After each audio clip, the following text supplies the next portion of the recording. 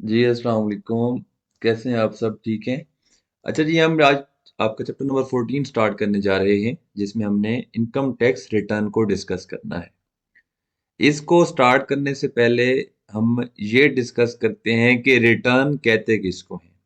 हम अभी तक आपका चैप्टर नंबर 4 से लेकर चैप्टर नंबर 13 तक इनकम टैक्स के रिलेटेड सारी कैलकुलेशन सीखते आ रहे हैं।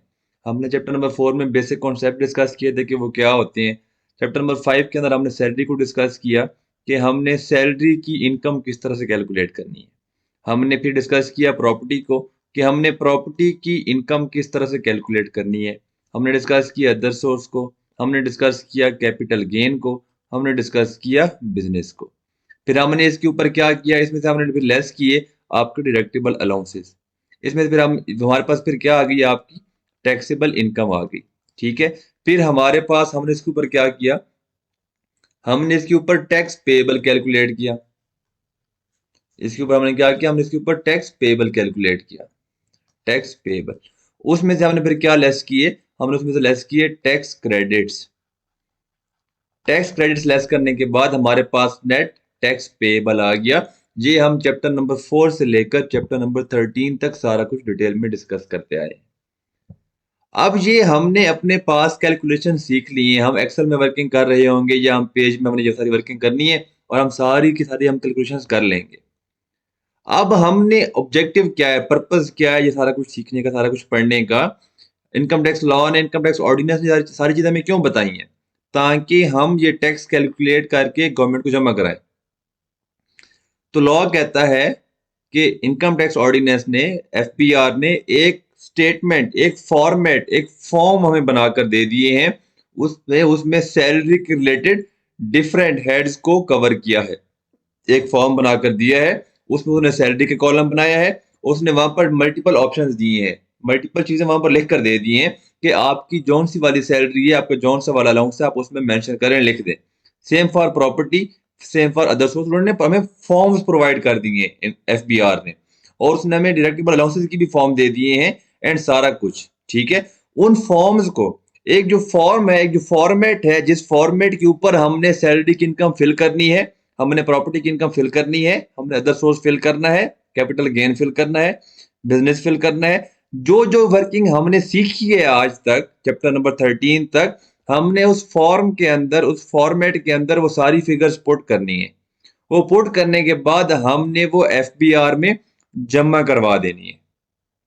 वो जो फॉर्म है, वो जो फॉर्मेट है, जिसको हमने फिल करके अपनी इंफॉर्मेशन जिसमें हमने इनपुट करनी है और वो एफबीआर में हमने जो जमा करवानी है, उसको आपका लॉ इनकम टैक्स रिटर्न कहता है। ये हमने एक टैक्स ईयर की जमा करवानी होती है। क्योंकि आज तक हमने जो चीजें डिस्कस की हैं, हमने जो चीजें पढ़ी हैं, उसमें हमने इनकम एक टैक्स ईयर के हिसाब से डिस्कस की हैं। हम कहते थे जुलाई से लेकर जून तक जो 12 मंथ का पीरियड है, इसमें जो इनकम हमारी आ रही है, ये हम क्या करेंगे, इस टैक्स ईयर में टैक्स करवाएंगे। तो जो रिटर्न भी हम जमा करवाते हैं, वो पूरे एक टैक्स ईयर की रिटर्न हम जमा करवाते हैं। इसकी एक्सेप्शन हो सकती हैं, हम आगे पढ़ेंगे। लेकिन जनरली आप जो टैक्स रिटर्न जमा करवाते हैं, एक कंप्लीट टैक्स ईयर की रिटर्न जमा करवाते हैं। तो ये आपको समझ आ गया कि टैक्स रिटर्न होती क्या है। अब नेक्स्ट क्वेश्चन ये आता है, हमने पहले पढ़ लिया what is tax return, income tax return, हमने ये पढ़ लिया कि इनकम टैक्स रिटर्न क्या होती है। अब नेक्स्ट जो मोस्ट इंपॉर्टेंट क्वेश्चन है, person liable to file a tax return. किस किस बंदे ने, किस किस पर्सन ने इनकम टैक्स रिटर्न जमा करवानी है, कौन लायबल है जिसने इनकम टैक्स रिटर्न क्या करानी है, एफबीआर को जमा करवानी है। अब अगर आपका जो पहला पेज है, जहां पर जो मैंने बातें डिस्कस की हैं, उसने बातें थोड़ी थोड़ी की हैं, थोड़ी सी लिखी हैं, आपको मैंने डिटेल में क्या की है, एक्सप्लेन की है। अब आ जाते हैं कि किस किस पर्सन ने इनकम टैक्स रिटर्न जमा करवानी है। ये आपका इंपॉर्टेंट है पेपर के हिसाब से। अब ये सारी की सारी डेफिनेशन नहीं पूछेगा, क्योंकि इसमें 10-12 पॉइंट्स हैं और आपको पता है कि वो इतनी बड़ी थ्योरी का एक क्वेश्चन नहीं बना सकता। अगर 10 पॉइंट्स इसके अंदर हैं, सॉरी 15 पॉइंट्स अगर इसके अंदर हैं, तो इसको क्वेश्चन देने के लिए उसको ये पूरा क्वेश्चन 15 मार्क्स का देना होगा। वो यहाँ से कोई केस बना सकता है, वो एक छोटी सी एग्जांपल बना देगा जिसमें से कहेगा क्या इस बंदे ने रिटर्न जमा करवानी है कि नहीं करवानी, एंड वो कौन से पॉइंट्स पर वो बन सकती है, वो वाली सिनेरियो बन सकता है, आपको मैं बताऊंगा। कहता है the following persons are required to furnish a return of income for a tax year every company. जी हर कंपनी ने अपने एक टैक्स ईयर की कंप्लीट टैक्स ईयर की इनकम टैक्स रिटर्न जमा करवानी ही करवानी है। फिर कहते हैं every person other than company, जो पॉइंट टू है ये कंपनी पर एप्लीकेबल नहीं है, ये इंडिविजुअल एंड एओपी पर एप्लीकेबल है। whose taxable income for a tax year exceeds the maximum amount that is not chargeable to tax। अब maximum amount that is not chargeable to tax का क्या मतलब है? चैप्टर 4 के अंदर जब हमने स्लैब रेट्स, जब हमने टैक्स रेट्स वाले जो फॉर्मेट था, जो टेबल्स थे वो डिस्कस किए थे, उसमें हमने दो चीजें डिस्कस की थी, दो रेट्स डिस्कस किए थे। रेट्स फॉर सैलरीड इंडिविजुअल, अब सैलरीड इंडिविजुअल क्या होता है हम ये ऑलरेडी डिस्कस कर चुके हैं काफी दफा, तो आपको पता होना चाहिए। उसमें हमने कहा था कि अप टू, अगर आपकी टैक्सेबल इनकम अप टू 600,000 है, 6 लाख तक है, तो 0% टैक्स। ठीक है। अगर नॉन सैलरीड इंडिविजुअल और एओपी, अगर हम जो रेट्स देखे थे उसमें हमने देखा था कि अगर आपकी टैक्सेबल इनकम अप टू 400,000 है तो आपका 0% टैक्स होगा। मीन अगर आपकी इनकम 4 लाख या उससे कम है तो आपकी ऊपर टैक्स पेबल लागू नहीं है, आपने टैक्स नहीं पे करना, तो इसलिए आपने रिटर्न भी जमा नहीं करवानी। अब दोबारा पॉइंट पढ़ते हैं, जो whose taxable income for the tax year exceeds the maximum amount। अगर आपकी इनकम 6 लाख से, अगर आप सैलरीड इंडिविजुअल हैं और आपकी इनकम अगर 6 लाख से एक्सीड नहीं कर रही, 6 लाख या उससे कम है, तो आपने टैक्स जमा नहीं करवाना। अगर आपकी एक्सीड करती है maximum amount that is not chargeable to tax, maximum amount that is not chargeable to tax जो हमारी सैलरीड इंडिविजुअल के केस में है वो है 6 लाख रुपए। अगर 6 लाख से आपकी इनकम एक्सीड करती है एक सैलरी इंडिविजुअल की, तो फिर उसने रिटर्न जमा करवानी है। अगर एक सैलरी इंडिविजुअल की जो टैक्सेबल इनकम है वो 6 लाख या उससे कम है, तो उसने पॉइंट टू के अंदर रिटर्न जमा नहीं करवानी। सिमिलरली पॉइंट टू में अगर वो पर्सन नॉन सैलरीड है या एओपी है, तो वो जो टैक्सेबल इनकम मैक्सिमम जो जिस तक वो रिटर्न उसने जमा नहीं करवानी, वो 4 लाख या उससे कम है। अगर 4 लाख से वो एक्सीड करेगा तो उसने अपनी रिटर्न जमा करवानी पड़ेगी। नेक्स्ट पॉइंट है एनी एनपीओ, हर एनपीओ ने अपनी रिटर्न जमा करवानी ही करवानी है, बेशक इनकम जीरो है या लॉस में क्यों नहीं जा रही। ठीक है। अब next point, every person whose income for the year is subject to final taxation. अगर एक इंडिविजुअल है, बेशक उसकी इनकम पूरे साल की 1 लाख है, लेकिन वो फाइनल टैक्स इनकम है जैसे कि प्रॉफिट ऑन डेट है, बेशक वो 4 लाख से कम है, 6 लाख से कम है, लेकिन फिर भी उसने क्या करना है, अपनी इनकम टैक्स रिटर्न जमा करवानी है। उसके अलावा लॉ कह रहा है कि अगर इसके अलावा किसी पर्सन को या क्लास ऑफ पर्सन को फेडरल बोर्ड अब मिनिस्टर की अप्रूवल से अगर एक लिस्ट जारी कर देता है, अगर गवर्नमेंट एक लिस्ट इशू कर देती है नोटिफिकेशन के थ्रू कि इन पर्सन ने रिटर्न जमा करवानी है, तो वो भी liable to file income tax return होंगे। ये 5 मेन पॉइंट्स थे। लॉ कहता है कि इन पांचों के अलावा ये जो 10 पॉइंट्स हैं, इन पर्सन ने भी रिटर्न जमा करवानी है। ठीक है। अब इसमें से जो पॉइंट्स ऊपर लिंक हो रहे होंगे हम यहां पर देख लेंगे। ठीक है। अब पॉइंट 1 में कहते हैं has been charge to tax in respect of any of the 2 preceding tax years. अब ये पॉइंट वो पॉइंट 2 से लिंक करके पूछ सकता है। हो सकता है कि इस साल पॉइंट 2 एप्लीकेबल हो रहा है, हो सकता है कि इस साल मेरी इनकम 3,50,000 रुपए, लेकिन क्योंकि मैंने लास्ट 2 इयर्स में टैक्स पे किया है, लास्ट 2 इयर्स में इनकम टैक्सेबल इनकम थी, तो इसलिए लॉ कह रहा है कि अगर मैंने लास्ट 2 इयर्स में टैक्स पे किया है तो इस साल बेशक मेरी इनकम कम ही क्यों नहीं 3,50,000 से, मैंने फिर भी रिटर्न जमा करवानी है। ठीक है। फिर एक claims A loss carried forward for a tax year. अब इसमें हो सकता है कि मेरी इस साल इनकम बन रही हो 6,50,000 रुपए। ठीक है। इसमें से मैंने लॉस लेस किया हो पिछले साल वाला, वो था 2 लाख रुपए, 3 लाख रुपए, ये कम होके हो गई है 3,50,000 रुपए। क्योंकि इस साल में अब ये 3,50,000 हो गई, 4 लाख से कम हो गई है, तो मेरी टैक्सेबल इनकम से ये इनकम कम हो गई है, मैंने इस पर टैक्स जमा नहीं कराना, तो पॉइंट 2 में मैं एग्जाम्प्ट हो रहा था रिटर्न जमा करवाने से। लेकिन यहाँ पर जो सब पॉइंट 2 है, क्योंकि इस साल मैं कैरिड फॉरवर्ड लॉस को एडजस्ट कर रहा हूं, तो फिर मुझे इस साल रिटर्न फिर भी जमा करवानी है। पॉइंट 2 ये कह रहा है कि अगर आपके ऑनरशिप में एक प्रॉपर्टी है, उसका एरिया गिवन है, तो आपने फिर भी क्या करानी है, अपनी रिटर्न जमा करवानी है। बेशक आपकी टैक्सेबल इनकम नहीं है, क्योंकि आप ये वाला क्राइटेरिया मीट कर रहे होंगे, आपने रिटर्न जमा करानी होगी। Next point 4, owns immovable property with land area. ये भी आपके लैंड एरिया के बारे में बात कर रहे हैं। अगर आपके ऑनरशिप में इतने एरिया का लैंड है तो आपने रिटर्न जमा करवानी है। अगर आपके ऑनरशिप में इतने एरिया का फ्लैट है तो आपने रिटर्न जमा करवानी है। अगर आप एक कार के 1000 सीसी कार जो उससे अबव की किसी गाड़ी के आप ऑनर हैं, तो आपने क्या करानी है, इनकम टैक्स रिटर्न जमा करानी ही करानी है। Point number 7, has obtained national tax number. इसका मतलब ये हुआ, पॉइंट 7, नेशनल टैक्स नंबर क्या होता है? जब आप फर्स्ट टाइम एफबीआर के साथ अपने आप को रजिस्टर करवाते हैं रिटर्न जमा करवाने के लिए, रजिस्टर करवाते हैं, तो एफबीआर हर पर्सन का यूनिक एक नंबर इशू करता है, नेशनल टैक्स नंबर। ठीक है, तो उस नेशनल टैक्स नंबर को, जो नेशनल टैक्स नंबर है, अगर आपने एक दफा बनवा लिया, लाइक अगर आप एक दफा एफबीआई के साथ रजिस्टर हो गए, तो उसके बाद आपने क्या करना है, हर साल रिटर्न जमा करना। बेशक आपकी इनकम 4 लाख से कम है, 4 लाख से ज्यादा है, 6 लाख से कम है, 6 लाख से ज्यादा, जो भी हिसाब किताब है, आपने रिटर्न जमा करानी ही करानी है। लॉ कहता है कि अगर आपने, आपके नाम पर कोई इंडस्ट्रियल या कमर्शियल मीटर है बिजली का, और उसका एनुअल बिल है 5 लाख से ज्यादा आ रहा है, तो फिर भी आपने क्या करनी है, इनकम टैक्स रिटर्न जमा करानी है जी। फिर नेक्स्ट पॉइंट में कहते हैं कि अगर पर्सन किसी ऐसी बॉडी का मेंबर है, रजिस्टर्ड मेंबर, जैसे कि अगर आईकैप की बात कर लें, जो एसी होते हैं, चार्टर्ड अकाउंटेंट, या आईकैप के मेंबर्स होते हैं, तो लॉ कहता है कि उन्होंने क्या करना है, रिटर्न जमा करानी है। जो आईसीएमए होते हैं, वो किसके मेंबर होते हैं, आईसीएमएपी के मेंबर होते हैं, उन्होंने भी क्या करना है, रिटर्न जमा करवानी होती है। जो डॉक्टर्स होते हैं, पीएमडीसी के जो मेंबर्स होते हैं, उन्होंने भी क्या करानी होती है, आपकी रिटर्न जमा करानी होती है। जो एडवोकेट्स होते हैं, वो पाकिस्तान बार काउंसिल के मेंबर होते हैं, उन्होंने भी क्या करानी, रिटर्न जमा करानी होती है। Same for engineers.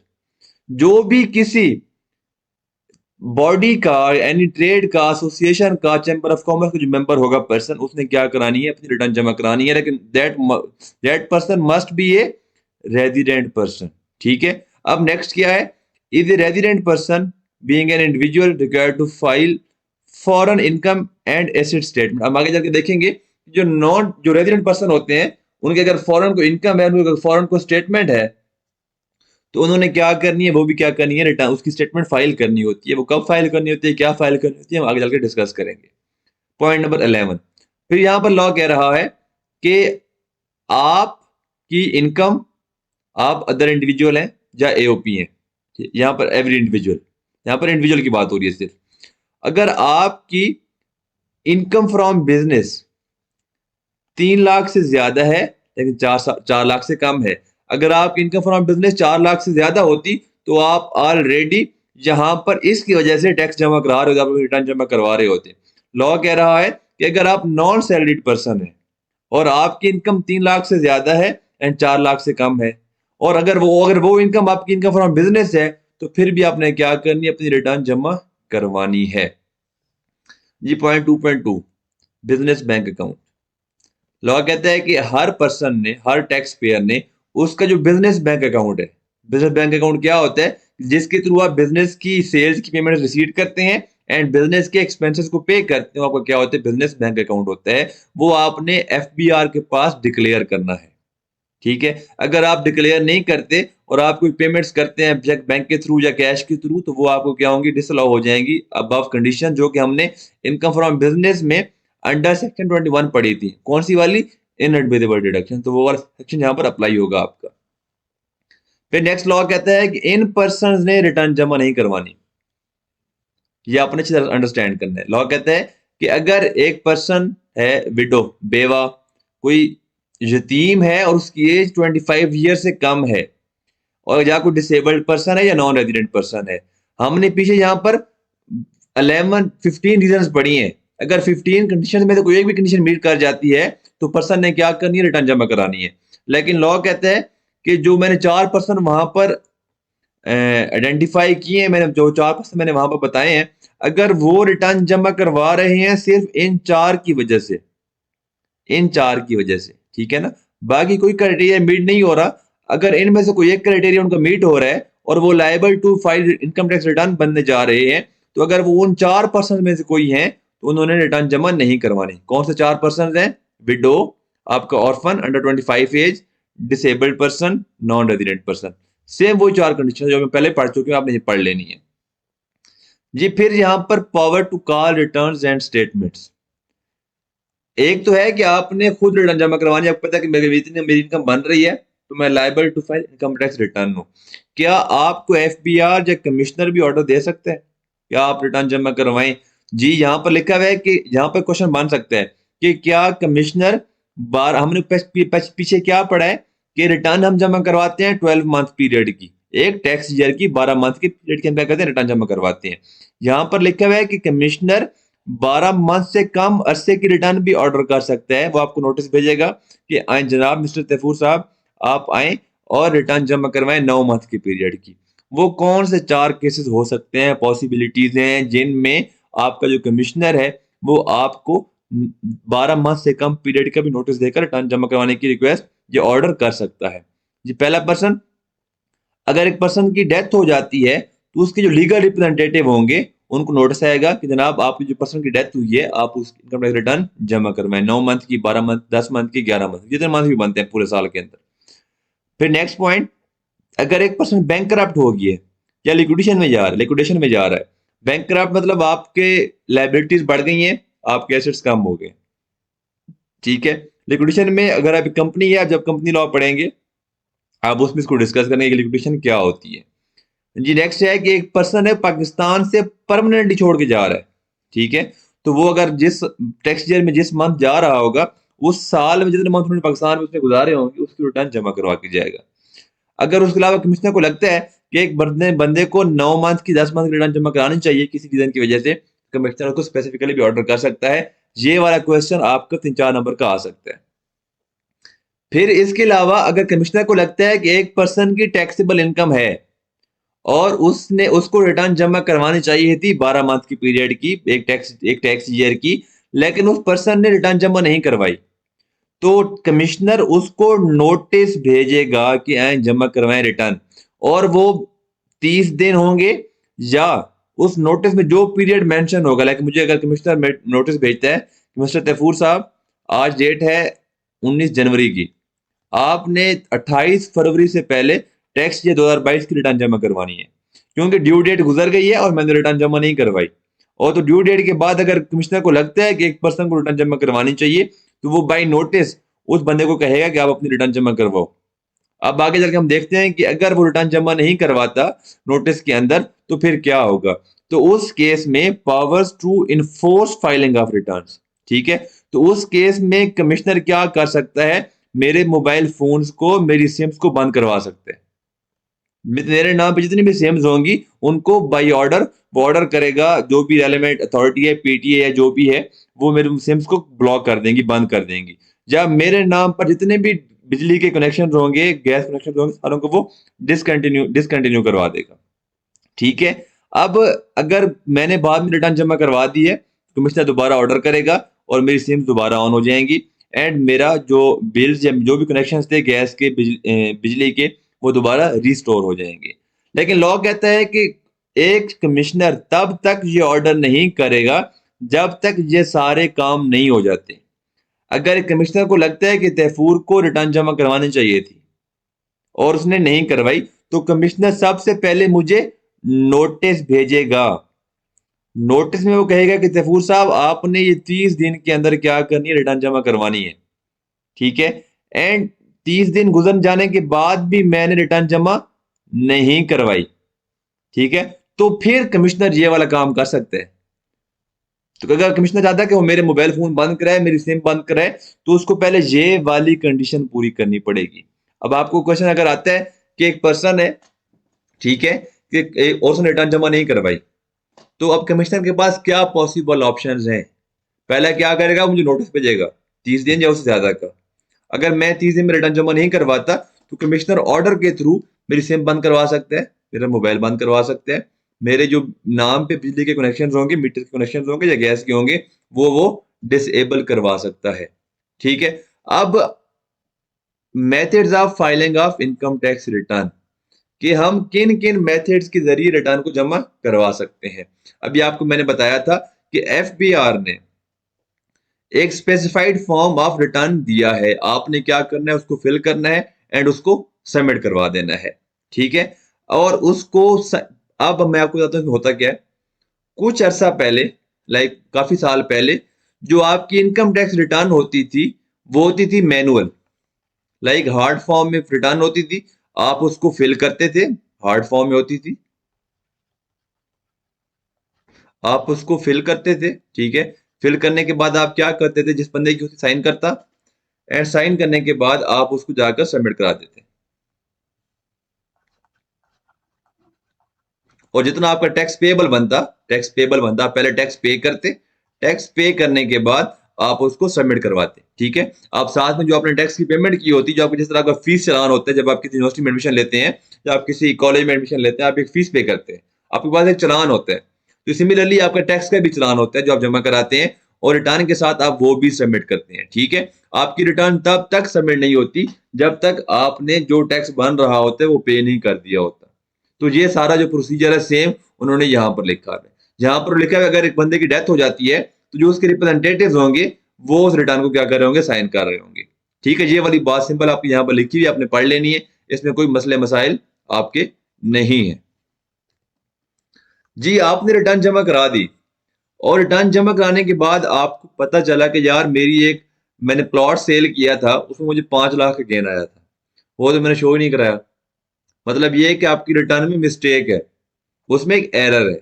जब भी एक चीज में गलती होती है, ठीक है, वो गलती जानबूझ के भी हो सकती है, वो गलती आपकी गलती की वजह से भी हो सकती है।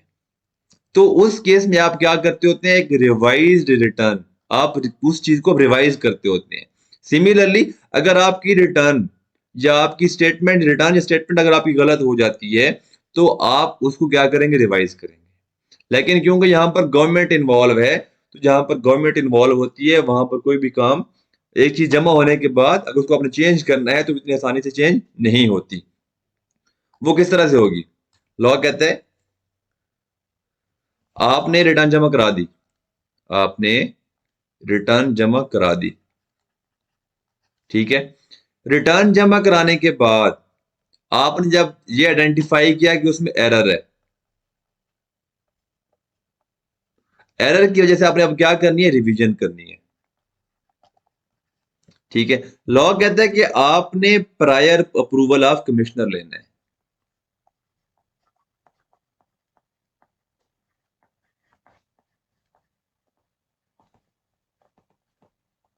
आप कमिश्नर से पहले अप्रूवल लेंगे कि मैंने रिटर्न, जी मैंने रिवाइज करनी है, कहेंगे आप मुझे परमिशन दें, मुझे अप्रूवल दें कि मैं रिटर्न को रिवाइज कर लूं।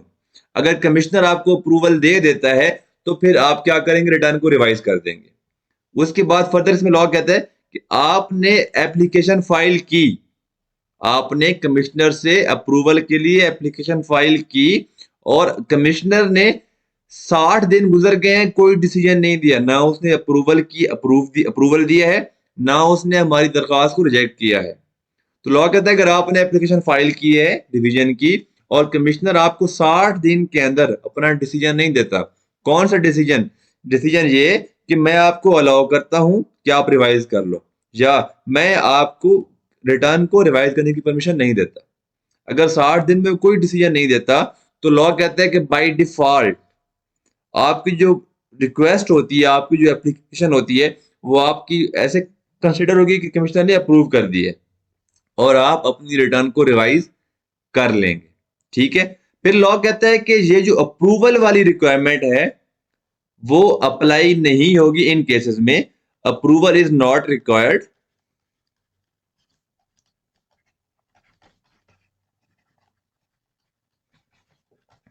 In the following cases, the following 2 cases. 2 cases हैं जिसमें आपने कमिश्नर का अप्रूवल नहीं लेना।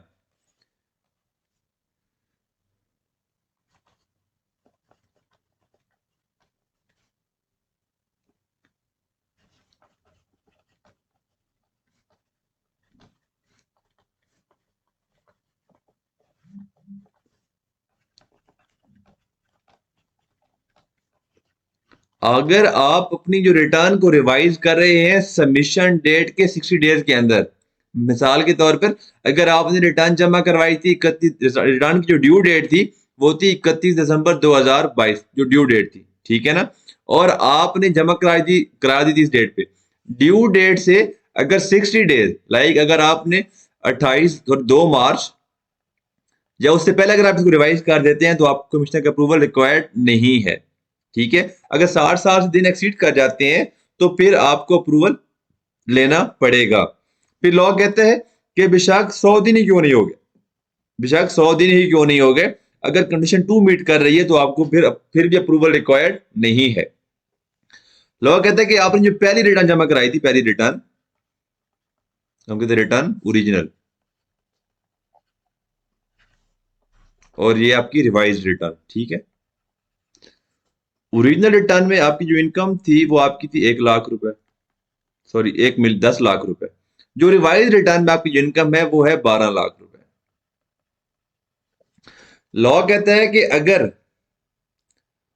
रिवाइज रिटर्न जमा कराने की वजह से आपकी इनकम इंक्रीज हो रही है, ठीक है, या रिवाइज रिटर्न जमा कराने की वजह से आपका जो ओरिजिनल रिटर्न थी, मिसाल के तौर पर आपकी जो ओरिजिनल रिटर्न थी उसमें आपका लॉस था 6 लाख रुपए का, ठीक है, और जो आप रिवाइज रिटर्न जब आप फाइल करेंगे आपका लॉस हो जाएगा 4 लाख रुपए, ठीक है। अब हम देखें लॉ क्या कहते हैं।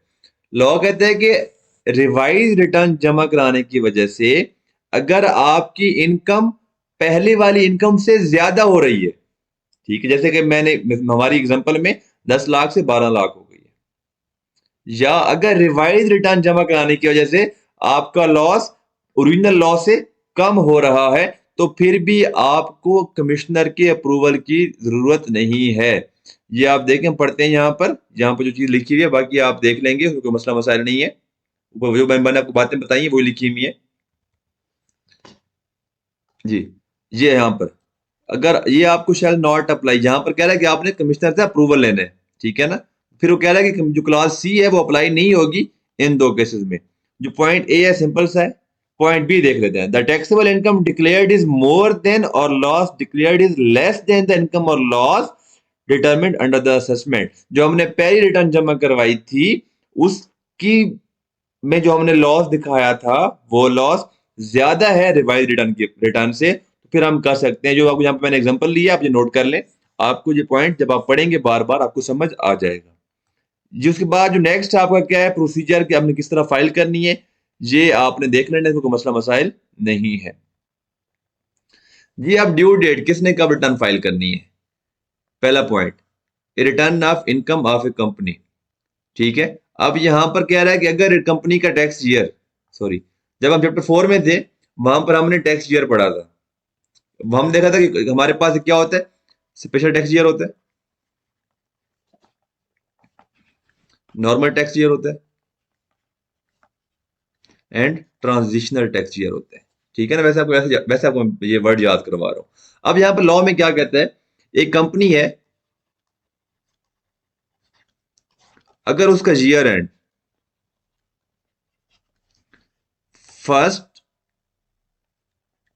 जनवरी से लेकर 30 जून किसी भी साल, मैं 2022 ले लेता हूं,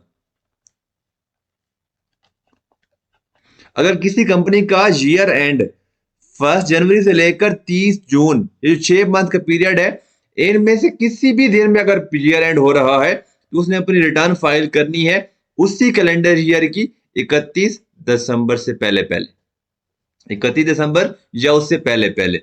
फॉर एग्जाम्पल एक कंपनी है उसका ईयर एंड हो रहा है 1 जनवरी 2022, वो रिटर्न कब जमा कराएगी अपनी, वो रिटर्न जमा कराएगी 31 दिसंबर 2022 या उससे पहले पहले। एक कंपनी है जिसका ईयर एंड हो रहा है 30 जून पे या 31 मई पे, 30 अप्रैल पे, 31 मार्च पे, 28 फरवरी पे, 31 जनवरी पे, इन 6 महीनों में किसी भी डेट पर अगर उसका ईयर एंड हो रहा है तो उसने उस कैलेंडर ईयर की 31 दिसंबर से पहले पहले क्या करनी, अपनी रिटर्न जमा करवानी है। लॉ कहते हैं, फिर लॉ कहता है कि इन डेट्स के अलावा, ठीक है, इन डेट्स के अलावा किसी भी डेट पे अगर आपका ईयर एंड हो रहा है, किसी भी डेट पर अगर आपका ईयर एंड हो रहा है अदर पर्सन का, किसी भी डेट पे अगर आपका ईयर एंड हो रहा है इन डेट्स के अलावा, तो फिर आपने रिटर्न जमा करवानी है नेक्स्ट सितंबर 30। लाइक आपका ईयर एंड हुआ है 30, सॉरी आपका ईयर एंड हुआ है 31 जुलाई 2022। आप रिटर्न कब जमा करवाएंगे? आप रिटर्न जमा करवाएंगे 30 सितंबर 2023 से पहले पहले। आपका ईयर एंड हुआ है 31 अगस्त 2022। आप रिटर्न कब जमा कराएंगे? 30 सितंबर 2023 से पहले पहले। आपका ईयर एंड हुआ है 30 सितंबर 2022। आप रिटर्न कब जमा कराएंगे? 30 सितंबर 2023 से पहले पहले। मीन्स कि अगर आपका ईयर एंड एक कैलेंडर ईयर के फर्स्ट हाफ में होता है, तो फिर आपकी जो रिटर्न फाइलिंग की ड्यू डेट है वो उस कैलेंडर ईयर की 31 दिसंबर होगी। अगर आपकी टैक्स ईयर का जो एंडिंग डेट है, जो एंडिंग पीरियड जिस डेट पे आपका एंड हो रहा है, अगर उसकी डेट आपकी कैलेंडर ईयर के सेकेंड हाफ में आती है, तो उसकी जो रिटर्न फाइलिंग की लास्ट डेट होगी नेक्स्ट कैलेंडर ईयर की 30 सितंबर होगी। एंड यही बात आपकी बुक में लिखी हुई है। Tax year ending between 1 January to 30 June on or before 31 December of the next following the end of tax year. ठीक है। फिर कहते हैं all other cases of a person filing returns all year ends. ठीक है। On or before 30 September next following the end of a tax year. फिर law कहता है कि अगर आपको कोई नोटिस आया है कि आप रिटर्न जमा करवाएं, तो उस नोटिस में जो डेट मेंशन होगी, आपने उस डेट के अंदर अंदर क्या करनी है? अपनी रिटर्न जमा करवानी है। ये वाला पॉइंट आपके रेलेवेंट नहीं है, ये टेस्ट नहीं होगा, क्योंकि यहाँ पर पहले आपको बताता है। ठीक है। फिर कहते हैं कि ये क्यों ये एसआरओ आया था, उसके बाद ये वाली चीज आपकी एप्लीकेबल नहीं होगी। ये आपके बुक में भी, पेपर में भी ये चीज नहीं आएगी, क्योंकि ये अब खत्म हो चुकी हुई है। जी वेल स्टेटमेंट हम नेक्स्ट लेक्चर में डिस्कस करेंगे। उससे पहले हम डिस्कस करते हैं यहाँ पर आपकी एक्सटेंशन। ये नेक्स्ट लेक्चर में डिस्कस करेंगे। ये एक्सटेंशन, अगर आपने रिटर्न फाइलिंग की डेट थी आपकी 30 सितंबर, ठीक है, और आप किसी वजह से रिटर्न जमा नहीं करवा सके, तो फिर आप क्या करेंगे? एप्लीकेशन फाइल करेंगे कि आपको 10 दिन की एक्सटेंशन मिल जाए, ताकि आप 10 दिन बाद रिटर्न जमा करवा सके। तो लॉ कहता है कि आप अप्लाई कर सकते हैं। कमिश्नर आपको 15 डेज की एक्सटेंशन दे सकता है। अगर कमिश्नर ने आपकी दरख्वास्त को रिजेक्ट कर दिया है, तो जो उससे बड़ा ऑफिसर है चीफ कमिश्नर, आप उसके पास जा सकते हैं। जनाब मैंने कमिश्नर को कहा था कि मुझे एक्सटेंशन दे, उसने नहीं दी, काइंडली आप दे दें, तो आपको भी वो भी आपको एक्सटेंशन दे सकता है। तो ये आपके मेन टॉपिक्स हमने यहाँ पर डिस्कस कर लिए। इस चैप्टर का एक पॉइंट हमारा रह